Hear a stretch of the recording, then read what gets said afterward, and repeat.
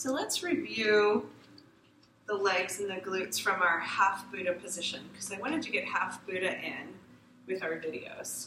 So we're going to come into our sumo squat, grab for the right leg loop, extend that leg at the ankle.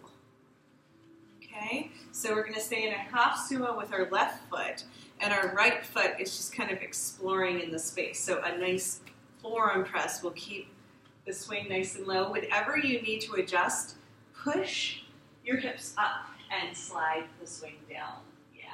Then come back to the half sumo squat, the half Buddha, and use your forearm press. So take frequent breaks if it's uncomfortable. Because we've been in the swing so long, it's more like sensitive and raw.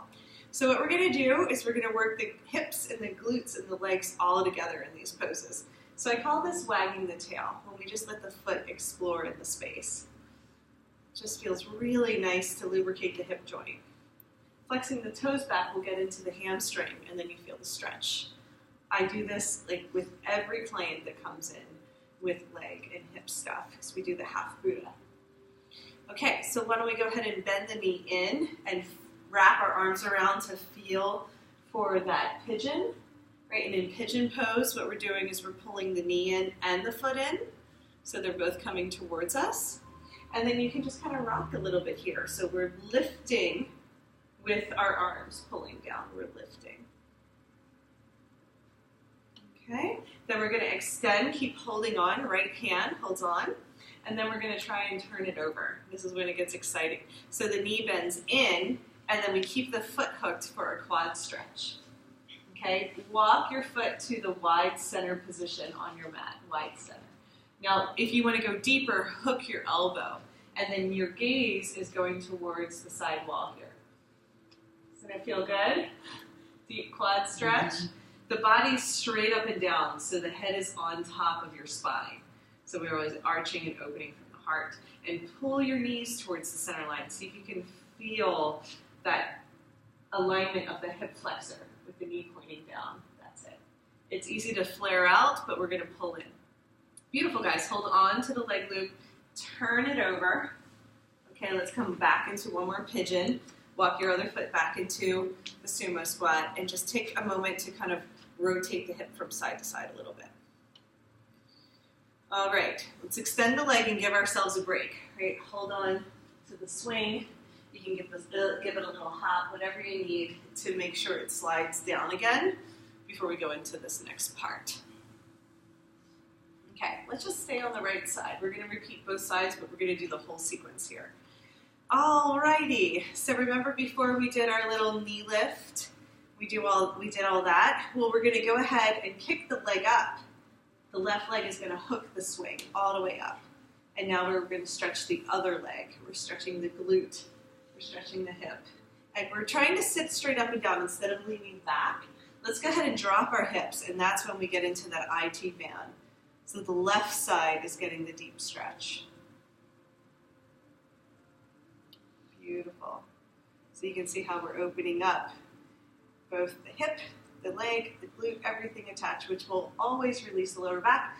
One more thing I like to do here is slide the left foot down into a pseudo pigeon version here, and then I'm going to get deeper into my IT band. I often roll my ankles around if there's any tension. That'll release the nervous system. Lift that foot back up, so that space between the leg loop and the swing, we're going to twist. You can hold on to the swing and twist. Good. Or if it feels comfortable, right hand reaches for right foot. Right hand. Yeah. Twist, twist. Beautiful, guys. Come on back. Come on all the way back. Touchdown. Okay, let's switch legs in the air. Really good. Holding on with both hands, we pick the left knee up, put it at the ankle, extend for floating Buddha. Once we're in floating Buddha, we can release right foot down. Take a moment to come back into the forearm press to lift the chest. Drop your hips and just let the foot explore in the space. I went over those kind of quickly. I would hold each pose for 5 breaths or go in and encourage a little bit of a repeat, maybe repeat pigeon three times, repeat the quad stretch 3 times. You can stretch out that sequence.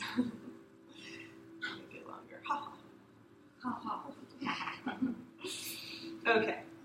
So what I want to do first is the pigeon pose. So I hug the swing, bend the knee, pull that in towards my body. The knee is coming in, the foot is coming in, and I'm lifting my chest by holding on. So this is a nice pigeon pose. So we're stretching the knee out. I know. And then we're going to hold on to the swing. So left hand, hold on to the leg loop, pardon me, and then turn the knee in. So first we turn the knee out, then we turn the knee in, flex the foot to keep the leg loop on, and then the other foot, your right foot goes to wide center on the mat. I hook with my elbow to deepen the stretch and pull my knees towards the center line. Okay, so stack the knee right underneath the hip flexor, and then you can relax. My gaze is towards the side wall. Big quad stretch here. So my one client really likes pulsing in the space. So she pulls up with her right hand and holding onto the swing. She lifts and then pulls up through the pelvis and then kind of spreads out and expands again. So that's an option, again, to make it a longer sequence, is to take some breaths in there. But this is, for me, that's a deeper quad stretch. But she gets relief from wherever it's tight for her and then comes back into it. Hold on to the swing, really hold on to the leg loop, really important for the transitions. Come back around, one more pigeon pose. Half sumo with the right foot. So we have to move the foot positions. So we're gonna rebalance, okay, and then extend again. Press back, get the swing nice and low, whenever you need. It's like, good. So let's go ahead and lift. We're going to kick the leg all the way up. So the heel hooks the swing. Good. This is called hook.